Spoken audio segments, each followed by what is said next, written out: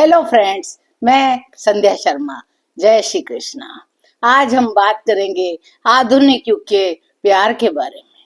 तो प्रेम और प्यार, क्या ये दो अलग अलग तरह की चीजें हैं या ये दोनों एक ही हैं? हालांकि इंग्लिश में इसे एक ही नाम से जाना जाता है, LOVE, लव।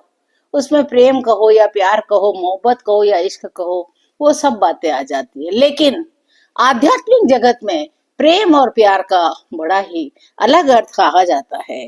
प्रेम या प्यार दो शब्द होते हैं, लेकिन ये दो शब्द आध्यात्मिक दृष्टि से बड़े अलग अलग माने जाते हैं। प्रेम शब्द संस्कृत से आता है। इसे अक्सर एक गहरा, पवित्र और अधिक सार्वभौमिक यानी यूनिवर्सल रूप में माना गया है। इसमें ईश्वर के प्रति प्रेम, जो कि भक्ति प्रेम है, माता पिता के प्रति प्रेम, भाई बहन के प्रति प्रेम, दोस्तों के प्रति प्रेम, आत्मीय और निस्वार्थ स्नेह या लगाव को प्रेम कहते हैं। यह आध्यात्मिक भाषा की बात है। प्रकृति और मानवता के प्रति सद्भाव भी प्रेम के अंतर्गत आता है। ईश्वर का प्रेम सभी के लिए समान है और आज के जमाने में जिस प्यार की हम बात करते हैं वह बिल्कुल अलग शब्द है।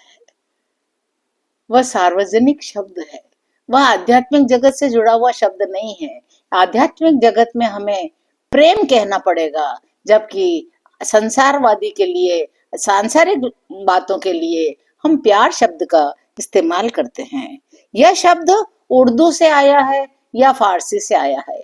यह शब्द संस्कृत का नहीं है। आज वाला यही शब्द ज्यादा प्रचलित है।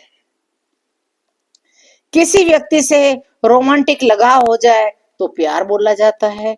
किसी व्यक्ति से एक दूसरे से अपेक्षा रखी जाती है, वो भी प्यार कहलाता है। यह तीव्र भावनात्मक और शारीरिक आकर्षण है जो दो व्यक्तियों के बीच में होता है। इसे इश्क या मोहब्बत भी कहा जाता है।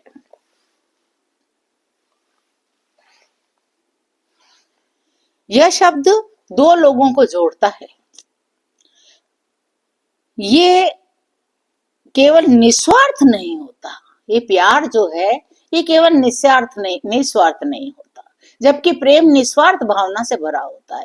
यह प्यार जो है वो दोनों के बीच में होता है और उसमें प्रत्येक व्यक्ति अपने सामने वाले व्यक्ति से या दूसरे व्यक्ति से अपेक्षाएं रखता है। वो चाहता है कि मैं यदि इससे प्रेम करता हूँ या करती हूँ तो इसको भी मुझे प्रेम करना ही होगा।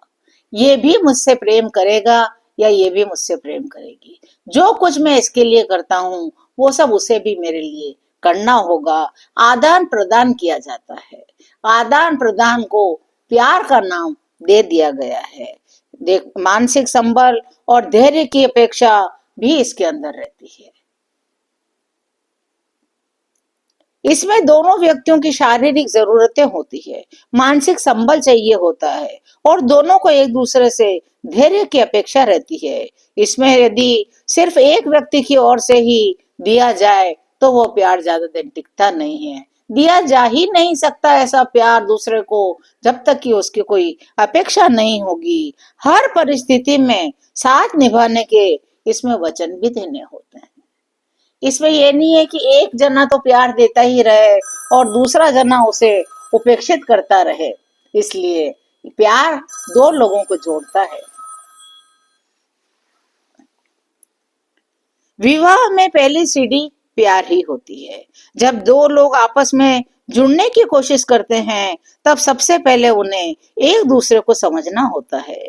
उनके विचार, उनका समर्पण, उनका एक दूसरे के साथ लंबा सफर तय करना होता है। यही प्यार है। वे रुकावटें, मजबूरियां, जिम्मेदारियों को साझा करने का प्रॉमिस हो जाता है। प्यार में बंधन को ये दो लोग स्वीकार करते हैं।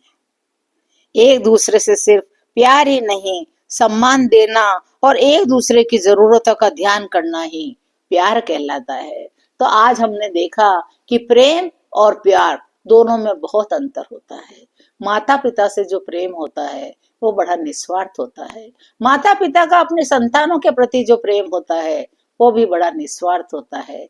भाई भाई, बहन बहन, अपरिचित रिश्तेदारों के बीच का जो प्रेम होता है, वो उनसे वापस कुछ लेना नहीं होता। बिना अपेक्षा के प्यार किया जाता है, प्रेम किया जाता है।